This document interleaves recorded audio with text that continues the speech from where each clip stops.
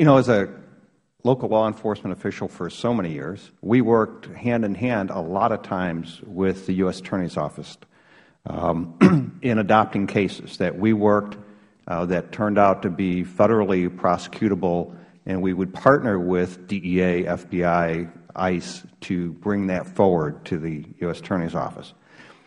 And the difference in this scenario, though, is working with the IRS. And it seems like we're, when you talk about leveraging resources, particularly in where everybody is cutting back, I think we're missing the boat as it relates to tapping into that local law enforcement. Just as in the city of Tampa's, not all the crooks live in Tampa, and they're accounting for millions and billions of dollars in tax fraud alone. And this is real tax dollars, dollars that are already in the Treasury that are now flowing back out. So my question is in understanding the code and understanding the U.S. regulation, is there a way to better partner with more eyes on the ground to help you enforce? And I would submit that to Mr. Cimino or Mr. George. Why don't I start?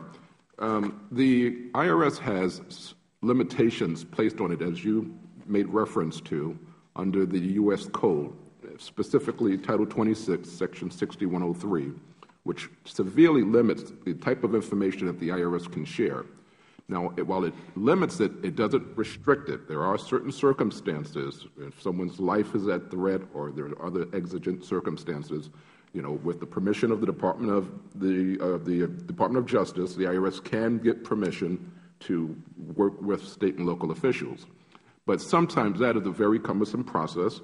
Sometimes it really, as you acknowledged here in the Tampa instance, it just would be so cumbersome that it just needs to be looked at closely, I think. And that is, again, Section 6103 needs to be looked at by Congress in terms of whether 25, 30 years after Watergate, when most of these restrictions were put up, whether those same restrictions are necessary today.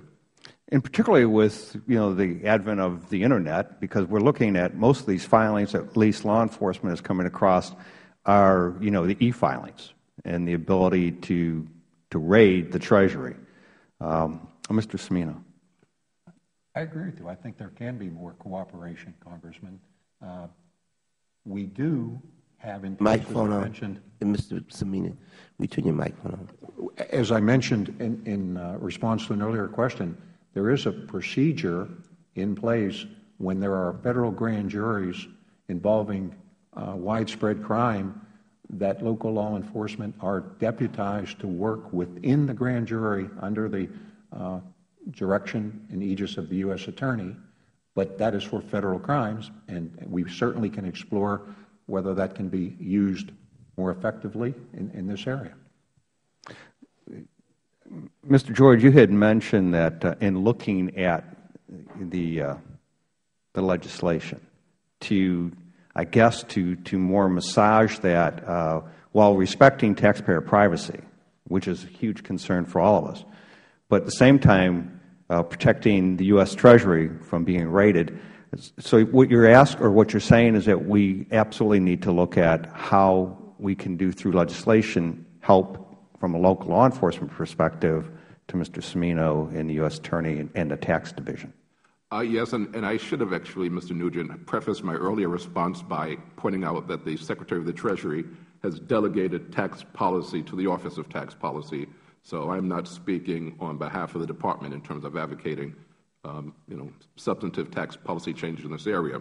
But the ironic part about 6103 is that even the alleged cheater can be protected because the IRS is unable to share, unless certain circumstances exist, information about that person's tax return.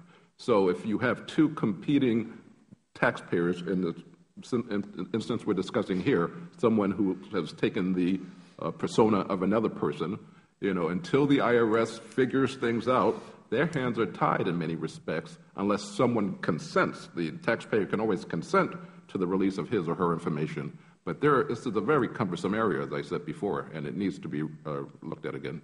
And one last, just to follow up, is as it relates to the front end of this, obviously if you can shut the spigot off, it would obviously then reduce a burden on investigators, reduce a burden on U.S. Attorney's Office and the courts. So I would suggest to you that we need to do more, specifically as it relates to shutting the spigot off in regards to trying to, we push out the returns as quickly as possible, but on the same token, as the Chair had mentioned, once it's identified the real taxpayer trying to get his return is through a laborious process to get there. So I would suggest or recommend that the IRS really come back with a plan to Congress and particularly to this committee as to how you're going to do that. Thank you, Mr. Chair. I yield back. The gentleman yields back.